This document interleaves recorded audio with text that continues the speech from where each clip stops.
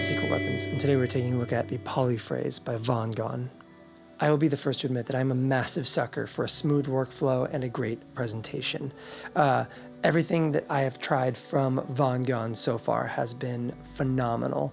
Everything I've seen from them have been phenomenal. I love the Ultrasheer and its really wonderful take on the 224 style plate reverb, as well as that really great randomized vibrato.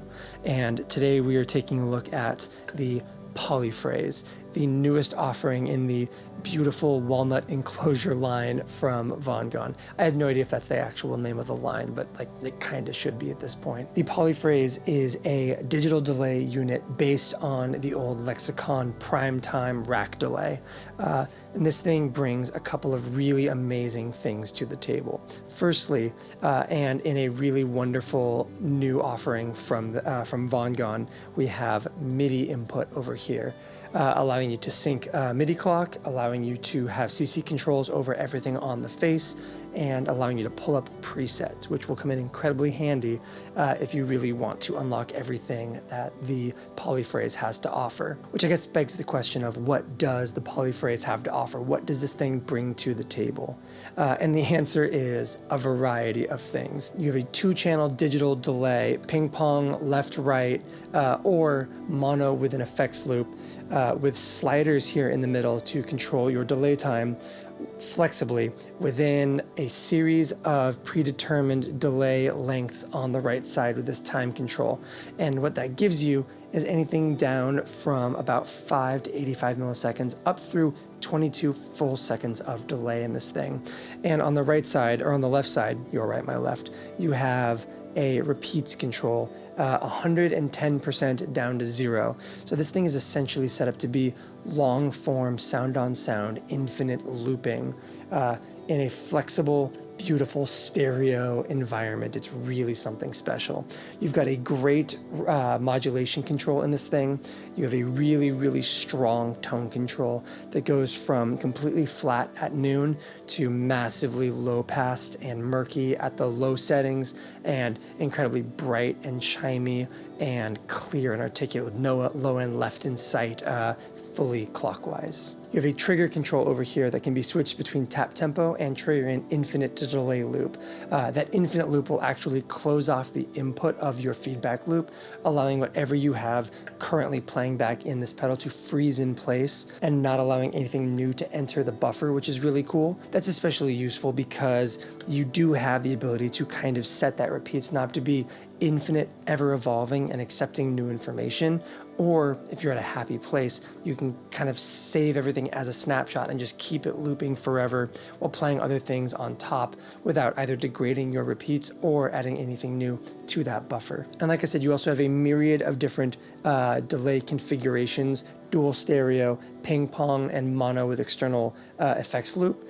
You have a little sync control in the middle if you want both faders to be controlled just by one, so they're always in time with one another. Or you can put them anywhere from a couple of milliseconds out of time to about 22 seconds out of time with one another. For me, I am finding that my sweet spots in this thing are out of alignment delays for kind of stuttery, almost unpredictable tremolo picking or guitar parts that kind of seem to run away in opposite directions from one another. I am finding a lot of love in those super low times, sub 100 milliseconds, down to that 85 millisecond range with the left and the right, once again, offset from one another for not just really wide chorusing sounds, but really cool, slightly warbly double tracking sounds that I think sound really, really excellent. And lastly, like I said, I'm just really happy that this has MIDI clock in it. I found myself throughout the process of recording that intro track for this thing, plugging in and unplugging that MIDI port for when I wanted everything locked together and for when I wanted everything kind of running away and doing its own thing. But there's a lot of flexibility in that MIDI input. You will actually not get consistent, just quarter note across the board repeats when you use that MIDI input, and when you're clocking it to your DAW, it will actually pick a different kind of subdivision depending on the range of time you are in, which is fascinating and kind of strange and a little bit weird for somebody who's very used to dotted eighth, quarter note, triplet, that kind of thing.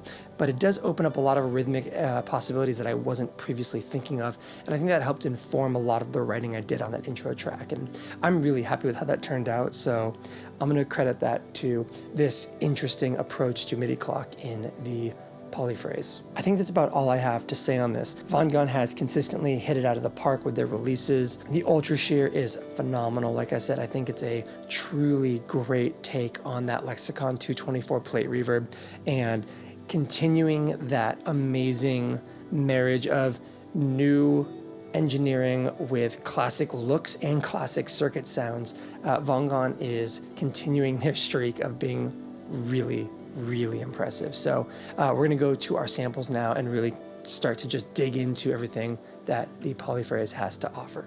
As always, before we jump into our sound samples, I want to go ahead and talk through our signal chain and the context we are working in. I am playing my Jennings Voyager Deluxe with Lambertone's Ristretto pickups into the Brown Amplification Carbon, the Electronic Audio Experiments Longsword, into the Ruby 63, a AC30 style amp in a box from Universal Audio. From there, we go out both to a DI to my DAW for a dry signal, and then in full wet to the Microcosm and the Polyphrase by Vongon in stereo. So we are running a wet, dry, wet rig for the purposes of this video today. The Jennings Voyager into the Ruby 63, no overdrives, no delay, sounds like this.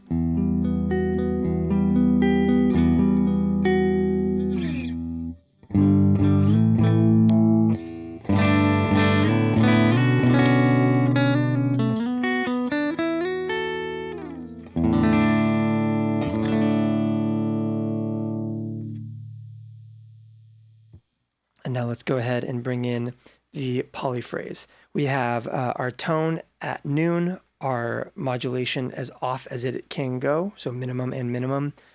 We have our repeats below noon, our mix at 100%, because like I said, we are running wet, dry, wet, and we currently have the time sitting in the 682 millisecond time frame.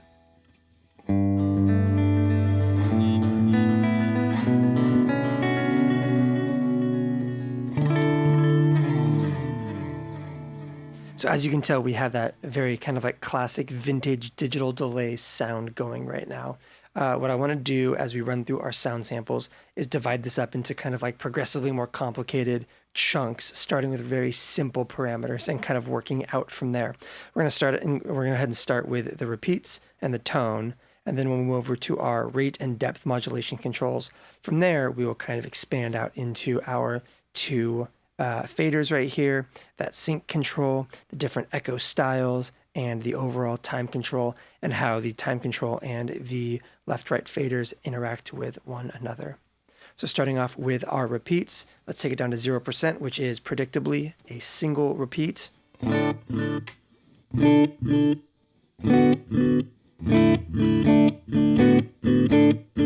Which again does have its value. You could take them out of sync, and then you would have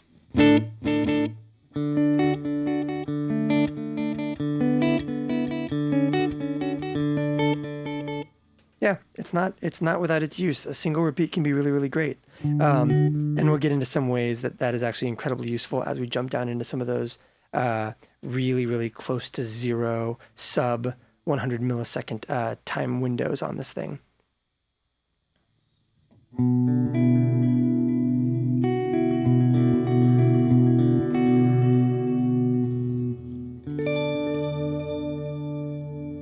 What you're going to notice really quickly here is how fast we get from kind of digestible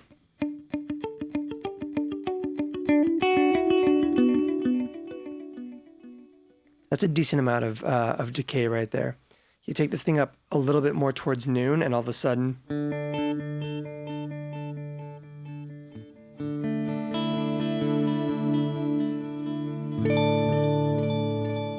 and you notice we're getting long repeats here, a lot of feedback, but it's not running away.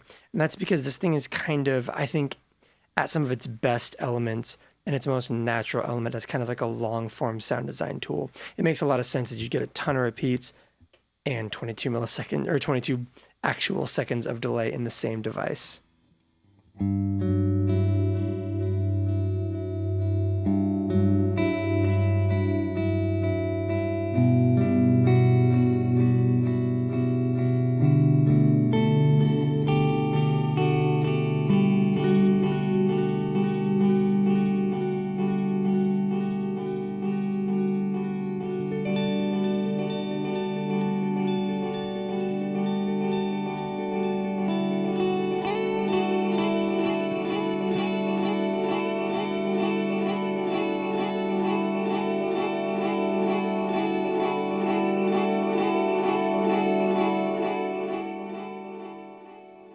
One of the really high value things on this pedal is the ability to kind of switch this trigger control between a tap tempo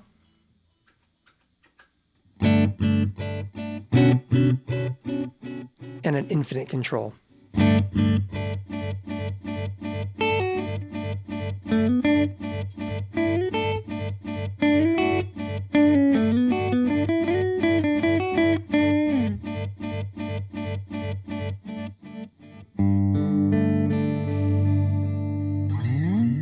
So yeah, that repeats knob really becomes something formidable very, very quickly. I think that for me, a lot of the value there comes in kind of some sound designy.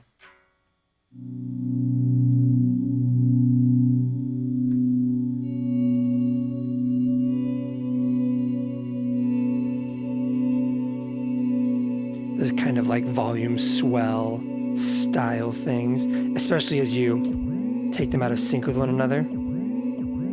You can get some really cool stuff. Okay, let's move on up to that tone control because it plays in really nicely with that repeats control. As you get up to that kind of 55%, we're going to call noon on this thing, considering it goes up to 110.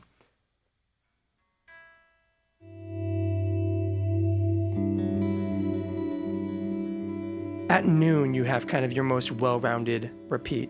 Above noon, you start to kind of get into some low shelving, some high-passed repeats. And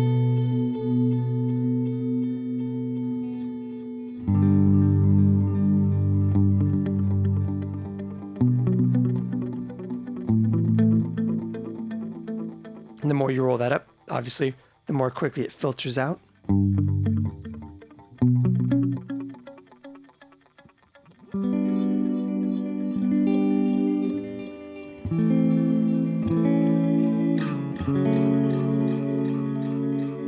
And same thing the other direction, but with a low pass.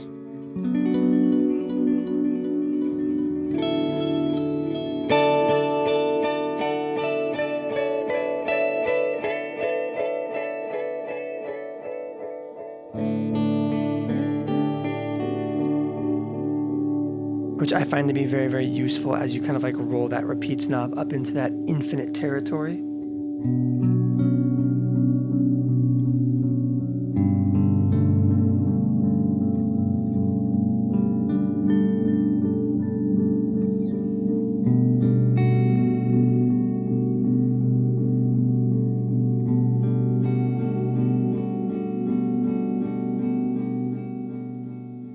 Okay, let's take that back to noon. And let's talk about this modulation section, because I have found that unlike the tone and the repeats over here, where the repeats gets very extreme very quickly and that tone can get incredibly dramatic, I find that a lot of the modulation section in this is surprisingly useful, which I really love. And it stays pretty tame until you absolutely overdo it, which I think there's a lot of value in, but I appreciate the restraint.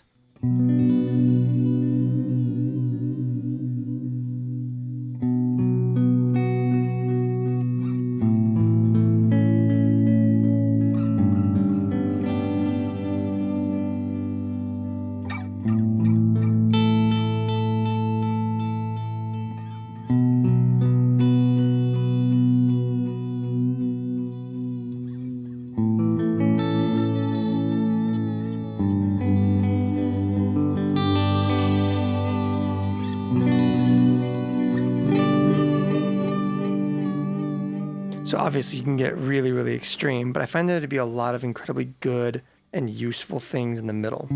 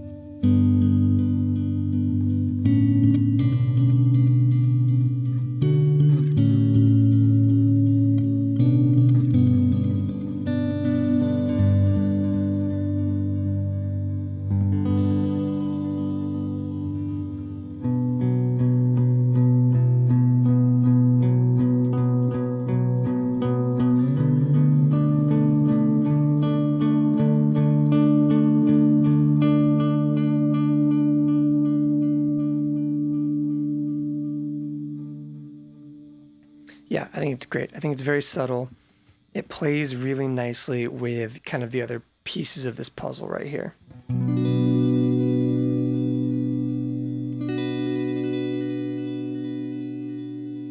Okay, let's dial that modulation back a little bit. Let's take that tone back to noon, and let's go ahead and start taking a look at... Actually, let's leave these synced for a moment, and let's look at the different modes on this echo style. We're not going to touch the mono with external loop right now, because we are configured for stereo across our DI and everything else, because we're running wet, dry, wet. But suffice to say, that third mode right here is going to be an external loop send and return on your right out and your right in when you're running this pedal in mono, but we're running in stereo right now, so we're not going to deal with that. So we are currently in dual stereo. Let's unsync the two. So what you're hearing there is two distinct delay lines running left and right.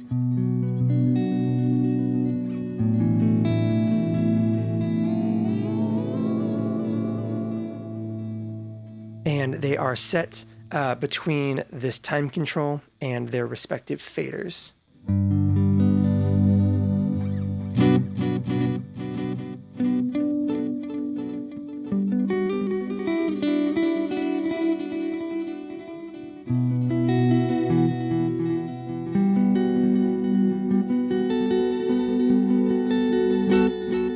And they can be pretty much as extreme as you want them to be. You can go out to like one of these like super long settings over here on the time control.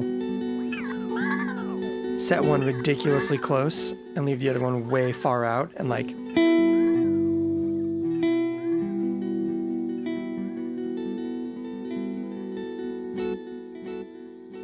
wait for it. There it is. There it is, 11 seconds away. Let's take it back up to like a 1 second delay. And yeah, you can, I mean, you could do like chorusing on one side.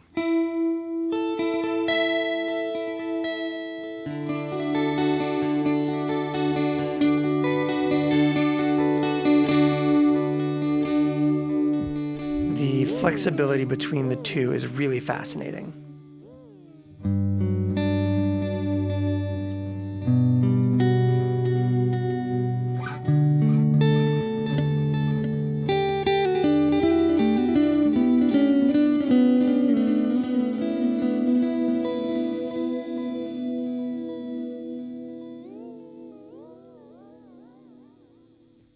Okay, mode number 2, let's resync them. And there's two ways to resync. You can either sync by hitting that button in the middle,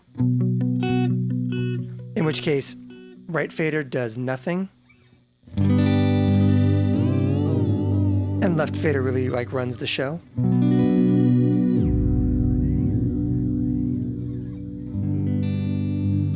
Or you can unsync them.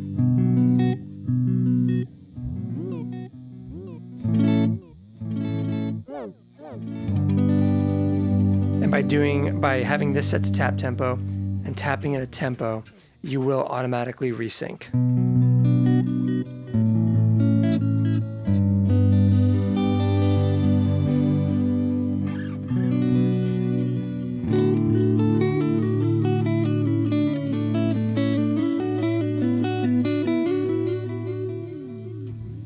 But anytime you hit that unsync, it's going to default to where those two faders are.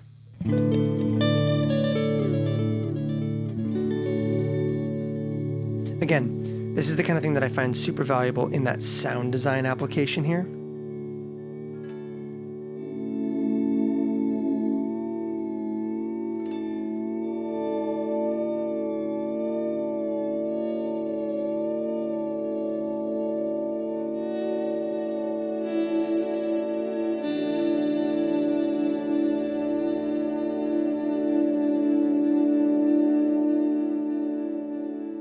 I really love the kind of like asymmetrical aspect of this thing for things like that, and for things like if you're doing like some shorter repeat butterfly stuff, like tremolo picking.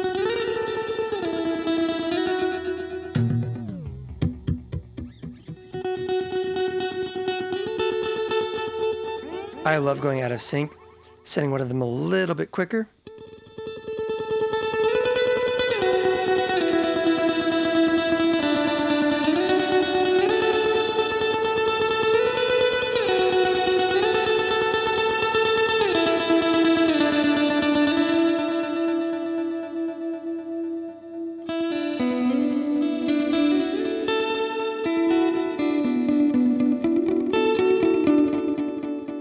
Really, really cool. Okay, now we're back to sync. And you have some more flexibility there. So say you want that tap tempo thing, but you don't want them to feel centered or Haas affected in some capacity here. You have mode 2, which is going to be a ping pong.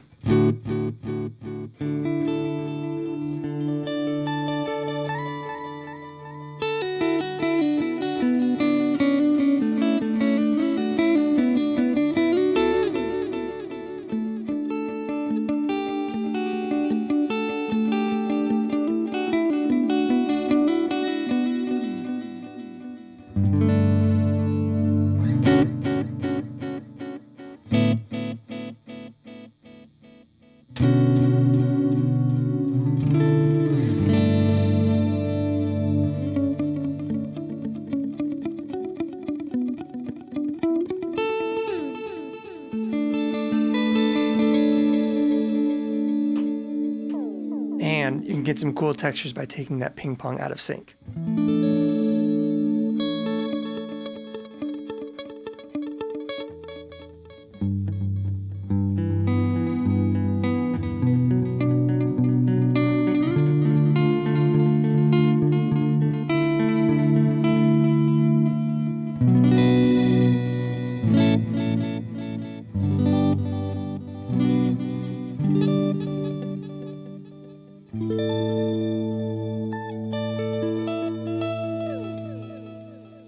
Also can have a lot of use for some of the really interesting modes on the microcosm.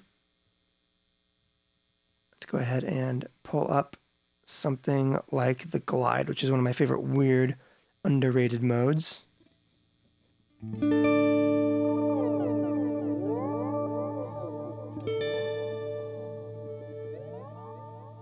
Oh, for context, no polyphrase.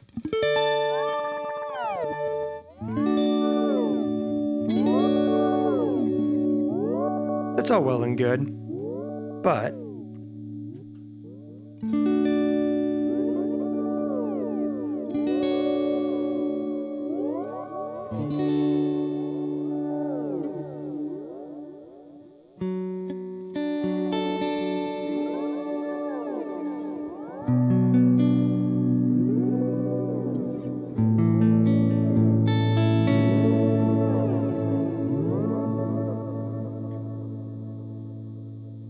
or even something like the mosaic, which in itself is a little bit of a kind of like sampled delay as it is.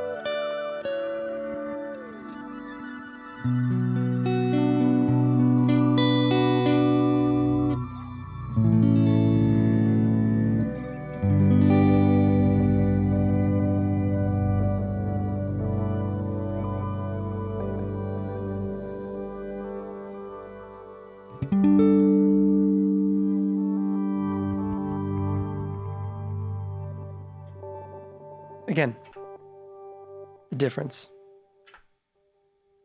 It's really stark. It's very cool. That ping pong mode is a great super wide sound design tool. In some ways, even more so than that dual stereo, which I also think has like a lot of really strong benefit. One of the things you might have noticed as we've been kind of like rolling through these sound samples is those big wild pitch swings.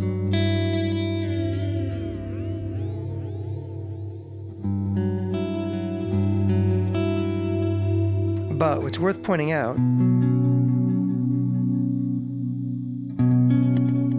that time control does not have them, which is really interesting.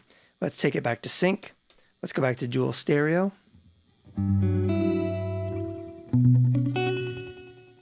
And let's walk through that time control. Okay, one of the things I love about this thing is you can take that slider to the very, very top here.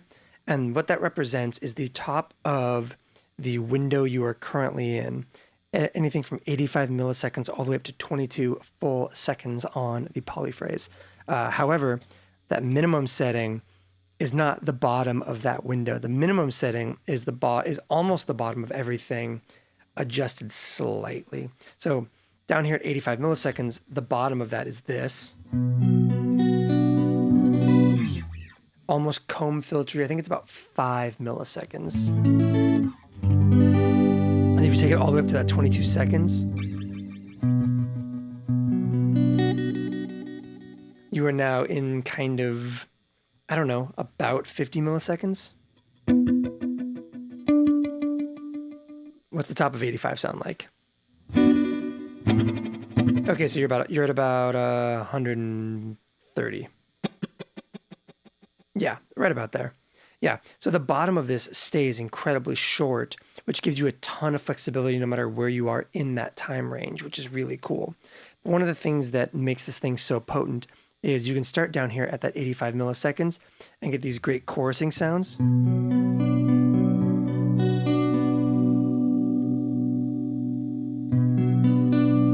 But before you even start running through this, one of the things that I love is unsync and set these to be slightly different. And now you have like really great wide stereo. So keep it in sync. You've got some good stereo chorus going on.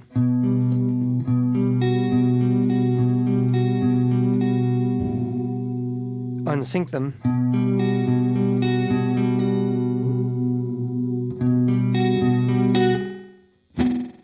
And you have that right channel that's dragging a little bit longer, and it gives you a little bit more width.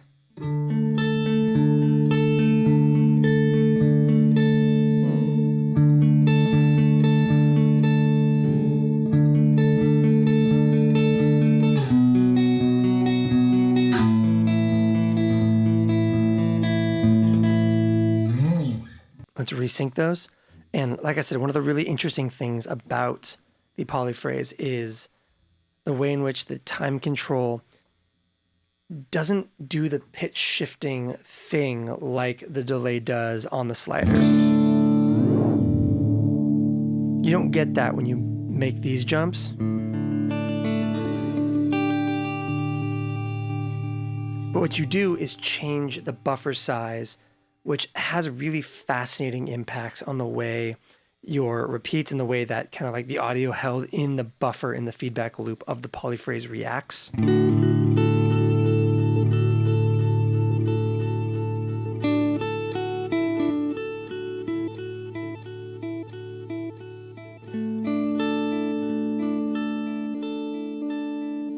So as you bring it up, it will just copy paste across the buffer to fill space. And as you bring it down, it will trim it as it goes, which is really fascinating. So let's start at something, the top of 682 milliseconds.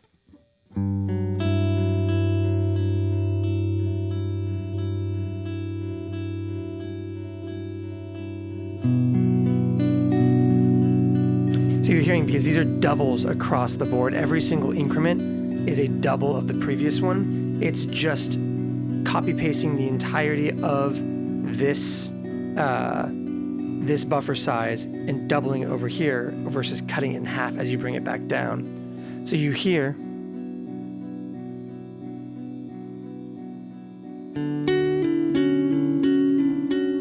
so that short little phrase, It's now doubled across it, but now I have twice as much room to work with.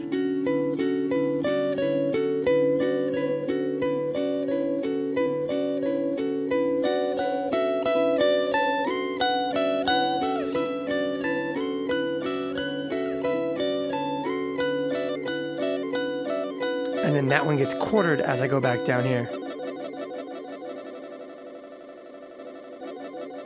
But it doesn't undo it. It's all kind of like it's non-reversible in a lot of ways. So you take it down to that 85 milliseconds and you're not getting that buffer back as you go back up. You're just leaving it cut and then you're replicating it as you go back up.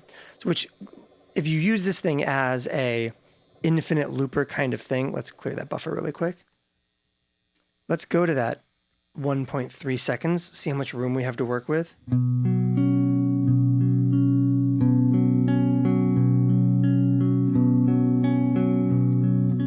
Great. So let's go up here.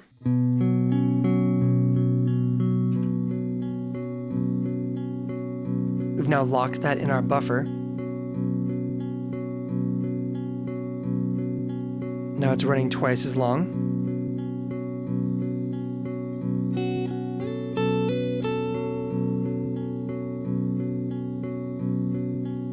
Oh, I gotta unhit that because it reopens the buffer.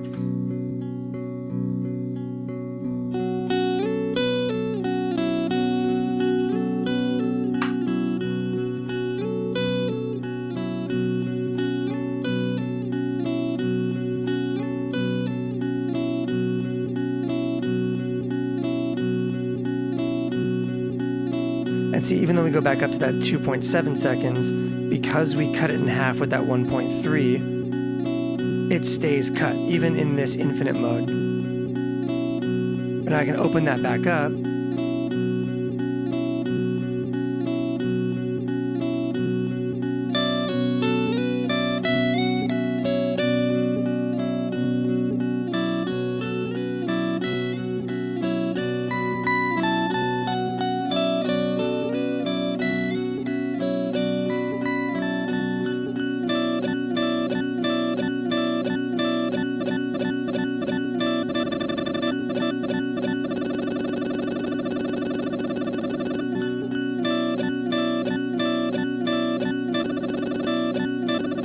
Some really cool glitchy textures are available to you in here.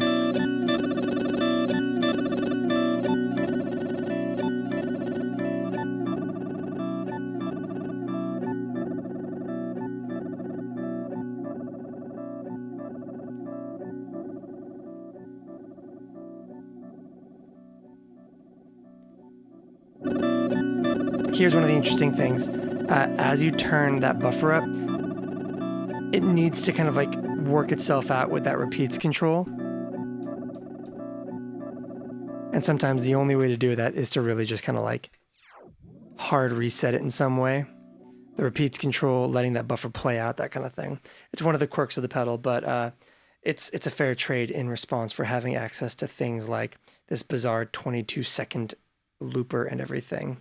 And speaking of which, it feels irresponsible not to mess with that 22-second delay time. So let's do something weird and let's offset. Let's turn that sync off.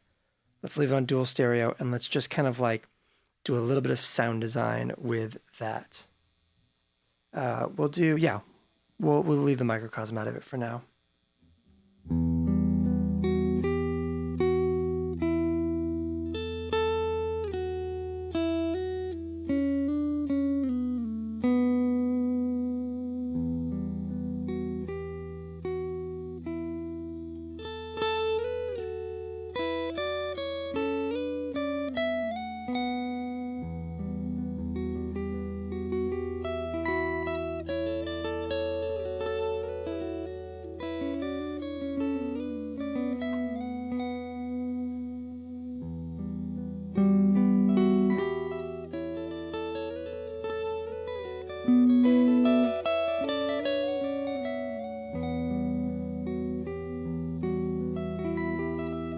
And we're going to take the dry guitar out right now and just kind of like listen to the full wet version of this.